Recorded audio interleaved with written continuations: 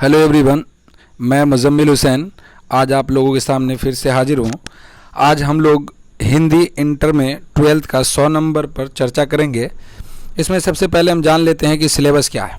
देखो बच्चों, सिलेबस आप लोगों के सामने दो खंड में मैंने बांटा है। एक गद्य खंड है जिसमें पहला चैप्टर है बातचीत। इसके लिखने वाले हैं लेखक बालकृष्ण भट्ट। देखिए यहाँ एक तरफ आपको पाठ का नाम दिया है और दूसरी तरफ लेखक का नाम दिया हुआ है। आप बड़े ही आराम से इनको उतार लें और उतार करके अपने कॉपी में नोट करके इसे हमेशा हमेशा के लिए याद कर लें, ताकि आने वाले एग्ज़ाम में, जैसा कि आप देख पा रहे होंगे, पहला बातचीत है। बातचीत को लिखा है बालकृष्ण भट्ट साहब ने। उसने कहा था, इसको लिखा है श्री चंद्रधर शर्मा गुलेरी साहब ने। संपूर्ण क्रांति जयप्रकाश नारायण ने लिखा है। अर्धनारीश्वर रामधारी सिंह दिनकर साहब ने लिखा है। और इस तरीके से आगे बढ़ते चले जाएंगे। रोज को सच्चिदानंद हीरानंद वात्स्यायन आज्ञे। फिर छठा है एक लेख और एक पत्र, भगत सिंह ने लिखा है इसको। ओ सदा नीरा जगदीश चंद्र माथुर ने लिखा है। सिपाही की माँ, इसको मोहन राकेश ने लिखा है। प्रगति और समाज नामवर सिंह जूठन जयप्रकाश वाल्मीकि। हंसते हुए मेरा अकेलापन मलयज ने लिखा है। त्रिच उदय प्रकाश ने लिखा है। और शिक्षा जे कृष्णमूर्ति ने लिखा है। जैसा कि आप लोग देख पा रहे होंगे, पहला जो गद्य खंड है इसमें आपको 13 पाठ दिया हुआ है। इन 13 पाठ का आप जरूरी से लेखक का नाम और पाठ का नाम उतार कर अपने कॉपी में नोट बना लें और याद कर लें। चलिए तो आगे देखते हैं। दूसरा खंड है काव्य खंड। काव्य खंड में पहला है करबक, मलिक मोहम्मद जैसी ने लिखा है। पद सूरदास ने लिखा है। फिर एक पद है तुलसीदास ने लिखा है। छप इसको नावादास ने लिखा। और इस टाइप से आप देख सकते हैं इसमें टोटल कितने 6 इधर। और आगे बढ़िए, ये 7 8 9 10 11 12 13 तक आप बढ़िया से इसको उतार लें। देखिए वीडियो को रोक करके आप उतार सकते हैं। मैं फिर से एक बार आप लोगों को दिखा देता हूँ। ये देखिए, ये वीडियो को पॉज कर करके आप लोग उतारेंगे। चूँकि वीडियो लंबा हो जाएगा इसलिए हम जल्दी जल्दी आपको बताने की कोशिश करेंगे। देखिए दूसरा पार्ट जो है वो पार्ट हमारा हिंदी व्याकरण का आता है। हिंदी व्याकरण जैसा कि आप देख पा रहे होंगे, तो हिंदी व्याकरण में आपको क्या क्या पढ़ना है ये इम्पोर्टेंट है, आपको समझना है। तो चलिए देखते हैं इसमें क्या क्या पढ़ना है। तो पहला आपको देख पा रहे होंगे संधि, समास, पदबंध, वाक्य, वाक्य के प्रकार, वाक्य विश्लेषण और वाक्य विश्लेषण है। लोकोक्तियाँ एवं मुहावरे, विलोम शब्द, अनेक शब्द के लिए एक शब्द, पर्यायवाची शब्द, वाक्य संशोधन, उपसर्ग, प्रत्यय, संक्षेप, निबंध, लेख, पत्र। अब इन सब चीज़ों की आप तैयारी कर लेंगे। देखिए बहुत इम्पोर्टेंट है आपके लिए ये जो मैं आपको सिलेबस बताया हूँ। आप समझ लें कि क्या क्या आपको हिंदी में पढ़ना है। देखिए आप बहुत पहले से भी पढ़ चुके होंगे इन सब चीज़ों को, लेकिन मैं एक बार फिर से आप लोगों को दिखा दिया हूँ कि ये आपको पढ़ना है इंटर 12th क्लास में। चलिए तो आगे चलते हैं। आपको इस चैप्टर का मैं क्वेश्चन आंसर भी कराऊंगा, लेकिन उससे पहले हम लोग जानते हैं कि कहानी क्या है। जैसा कि आप देख पा रहे होंगे, पहली कहानी का नाम है बातचीत और इसको लिखा है कृष्ण भट्ट साहब ने। अब इसके बारे में हम लोग थोड़ा सारांश पढ़ लेते हैं, ताकि सारांश से ये पता चल जाता है कि इसका भावार्थ क्या है। तो देखिए जैसा कि आप देख रहे होंगे, कहानी का सारांश नज़र आ रहा होगा। सारांश का मतलब होता है कि शॉर्टकट में पूरी कहानी को लिखना। देखिए क्या है, यहाँ आप देख पा रहे होंगे ये बालकृष्ण भट्ट आधुनिक हिंदी गद्य के आदि निर्माताओं और उन नायक रचनाकारों में से एक है। देखिए यहाँ पे आप थोड़ा सा याद रख लेंगे कि ये आदि निर्माताओं में से एक है। आगे देखते हैं, बालकृष्ण भट्ट बातचीत जो ये निबंध है के माध्यम से मनुष्य को ईश्वर द्वारा दी गई अनमोल वस्तु वाक शक्ति का सही इस्तेमाल करने को बताते हैं। जैसा कि आप लोगों ने देखा, देखिए हमें ऊपर वाले ने ये बातचीत एक ऐसी पावर दिया है जिसके जरिए हम क्या कर सकते हैं, अपने आप को लोगों के सामने प्रस्तुत कर सकते हैं या लोगों को हम समझ सकते हैं। चूँकि जब तक हम बातचीत नहीं करेंगे तब तक हम नहीं बता पाते किसके मन में क्या चल रहा है। देखिए आगे वे कहते हैं कि यदि वाक्य शक्ति मनुष्य में न होती तो हम नहीं जानते कि इस गूंगी सृष्टि का क्या हाल होता। सही बात है। अगर मान लीजिए हम लोग बोल नहीं पाते तो कैसे इस दुनिया में कोई भी काम को हम अंजाम दे पाते, या पता नहीं एक दूसरे की भावनाओं को समझ पाते या नहीं समझ पाते, किसी कोने में परे होते, क्योंकि हम इशारों में कहते, कुछ समझ में आता कुछ, तो कहीं ना कहीं हम लोगों को बहुत ही कठिन हो जाता एक दूसरे का काम करने में, या बहुत सारी चीज़ों को करने में हमारे लिए बहुत सारी समस्याएं उत्पन्न हो जाती। चलिए आगे बढ़ते हैं। सब लोग मानो लुझमुझ व्यवस्था में कोने में बैठे रह गए होते। बिल्कुल सही बात है। आगे देखिए, बातचीत के विभिन्न तरीके भी बताते हैं। देखिए हम लोग जो इस चैप्टर में बात करने का अलग अलग तरीका भी जानेंगे, अर्थात घरेलू बातचीत मन रमने का ढंग है। देखिए हम लोग जो घर में बातचीत करते हैं उससे क्या होता है, हम लोगों के बीच एकदम गहरा संबंध बना होता है और एक दूसरे को बहुत जल्दी समझ जाते हैं। वे बताते हैं कि जहां आदमी की अपनी ज़िंदगी मज़ेदार बनाने के लिए खाने पीने चलने फिरने आदि की ज़रूरत होती है। देखिए हम लोग अपनी ज़िंदगी में क्या करते हैं कि अपनी ज़िंदगी को इंटरेस्टिंग बनाने के लिए हम लोग क्या करते हैं, खाते पीते चलते फिरते ये सब चीज़ करते हैं मज़ेदार बनाने के लिए। लेकिन वहीं पे आगे की ओर देखिए तो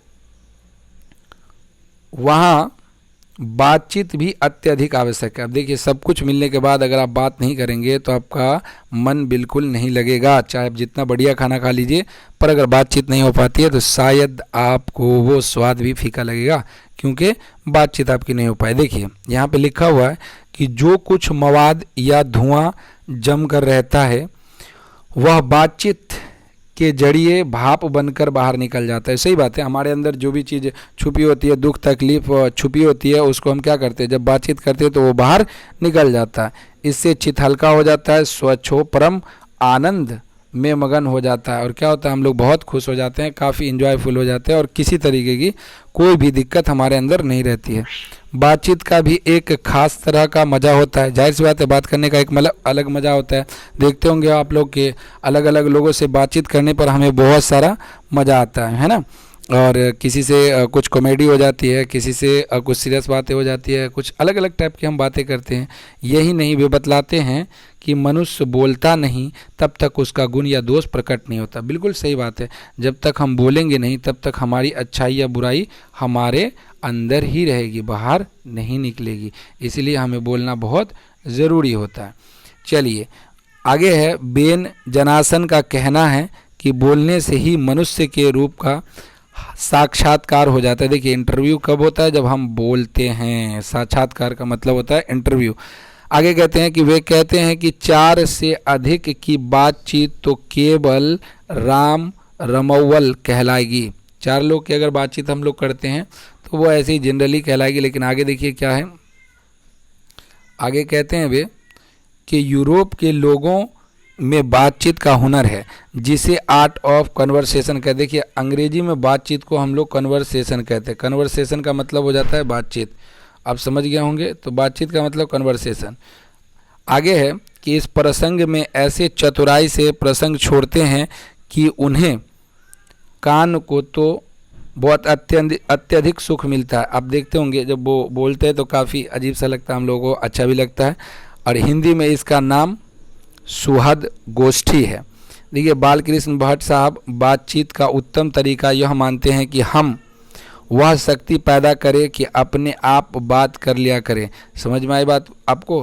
ये बालकृष्ण साहब क्या कहते हैं कि अपने आप में ऐसी बातचीत करें कि हमें खुद जब हम किसी के सामने जाए तो जाने की ज़रूरत ना पड़े, हम खुद अपने आप में बातचीत कर सके। ऐसा कोई तरीका ढूंढना होगा। तो ये पावर आपको तब बनेगी जब आप काफ़ी ध्यान से किसी चीज़ को करेंगे, तो आपको अपने आप में मनन करने की शक्ति बन जाएगी। जैसे एग्जांपल के तौर पे हम लोग पढ़ाई करते हैं तो बुक भी एक अच्छी चीज़ है, हम लोग बातचीत कर सकते हैं बुक से, क्योंकि ये भी कुछ हमें बोलता है। मैं भी इसके बारे में कुछ विचार डालता हूँ। खैर ये बातें अपनी अपनी जगह पर है। इस कहानी में बताया गया है कि अलग अलग जगहों पर अलग अलग बातचीत होती है। जैसे 2 बुजुर्ग आदमी जब बैठे होते हैं तो वो अलग तरीके की बात करते हैं, 2 महिला जब बैठी होती है तो वो अलग तरीके की बातें करते हैं। फिर 2, अब मान लीजिए हम लोग अगर एक क्लास के स्टूडेंट है तो वो अलग तरीके की की बात करते हैं, जैसे कोई शिक्षक गण हैं वो लोग जब बैठते हैं तो अलग तरीके से बातचीत करते हैं, यानी सबका अपना अपना तरीका और अंदाज होता है और सबकी बातें बिल्कुल एक दूसरे से अलग होती है। किसी की बात मजाकिया होती है, किसी की बात बहुत ही गंभीर होती है जिसको हम लोग सोचते हैं। जैसे जब कभी हम लोग देखते हैं कोई फंक्शन होता है, कुछ होता है, तो बहुत से लोग भाषण देते हैं, उसमें बहुत ही हम लोग ध्यान से सुनते हैं, उसमें कुछ बीच बीच में कॉमेडी हो जाती है और काफ़ी अच्छी अच्छी बातें भी सुनने के लिए मिलती है जो हमें बड़े ध्यान से सुननी चाहिए।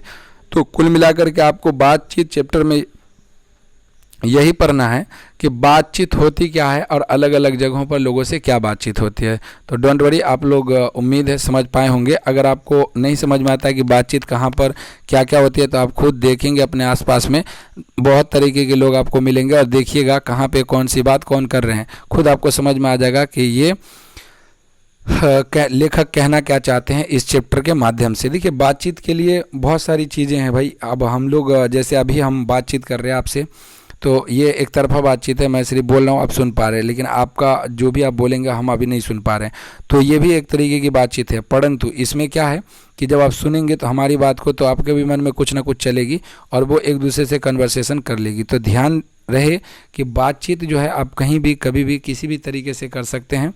जैसे टेलीफोन पे बातचीत होती है तो उसका अलग सोच होता है, तरीका अलग होता है। चलिए तो इस चैप्टर के कुछ क्वेश्चन आंसर को हम लोग देखें क्या है, कैसे क्वेश्चन आंसर हम लोग करेंगे। तो पहला क्वेश्चन आपके सामने है,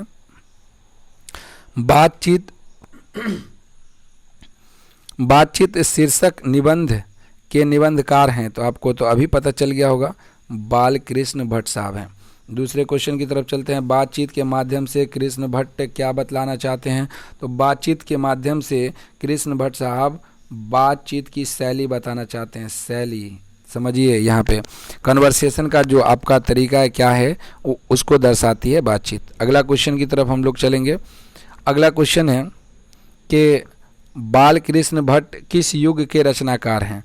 तो अभी आप थोड़ी देर पहले पढ़े होंगे भारतेंदु युग के हैं, हालांकि ये चीज़ें इसमें नहीं दी हुई थी सारांश में, लेकिन अभी मैं आपको बता देता हूँ। ये याद रखिएगा आप कि भारतेंदु युग के ये रचनाकार हैं। अगला क्वेश्चन है 4 नंबर कि बालकृष्ण भट्ट ने किस पत्रिका का संपादन किया था। तो इन्होंने एक पत्रिका लिखी थी प्रदीप, बहुत सारी पत्रिकाएं वैसे, लेकिन प्रदीप आप याद रखेंगे, इंपॉर्टेंट है। अगला क्वेश्चन आपके सामने ये रहा, 100 अजान एक सुजान उपन्यास के लेखक हैं। तो अभी आप तो पढ़ ही रहे हैं बालकृष्ण भट्ट के बारे में, तो उन्हीं का लिखा हुआ होगा, वैसे याद कर लेंगे अच्छे से।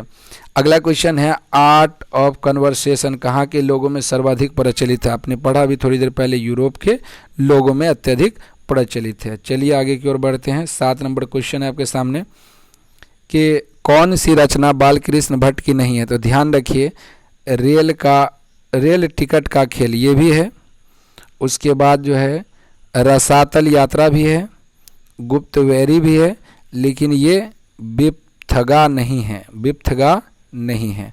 चलिए तो ये इनकी रचना नहीं है। चलिए आगे की ओर बढ़ते हैं हम लोग। 7 नंबर क्वेश्चन हो गया था, 8 नंबर की ओर देखिए। 8 नंबर क्वेश्चन कहता है, आचार्य रामचंद्र शुक्ल ने निबंधकार के रूप में बालकृष्ण भट्ट की तुलना किससे की है, यानी इनकी तुलना किससे की है। तो एडिशन और स्टील से की है। चलिए आगे की ओर बढ़ते हैं। अगला क्वेश्चन है आपका ये रहा, राम रमौवल का क्या अर्थ है। तो देखिए 4 से अधिक लोगों की जो बातचीत होती है, इसका अर्थ होता है, राम रमौवल का अर्थ होता है 4 से अधिक लोगों के बीच बातचीत। अगला क्वेश्चन है, बातचीत का उत्तम तरीका क्या है। तो आत्म वार्तालाप, यानी जो हम लोग कहते हैं दिल से हम लोग बातचीत कर रहे हैं उसी को आत्म वार्तालाप कहा जाता है। तो इसी को आप आत्मवार्तालाप को ही सबसे अच्छा तरीका कह सकते हैं। किसी तरीके का कोई दिक्कत परेशानी नहीं हो आपको। चलिए इसलिए बहुत ही आराम से मैं पढ़ा रहा हूँ। आगे अगला क्वेश्चन है, मनुष्य का गुण दोष कब प्रकट होता है। जाहिर सी बात है, जब वो बातचीत करता है तब, जब बोलता है तभी उसका गुण और दोष प्रकट होता है।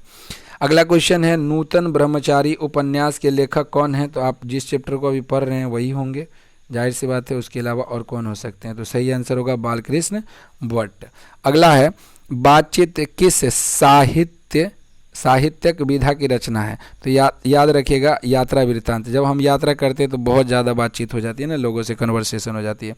अगला 14 नंबर क्वेश्चन है कि बालकृष्ण भट्ट कि काव्य के रचना काल हैं, तो इनकी रचना काल आधुनिक काल मानी जाती है।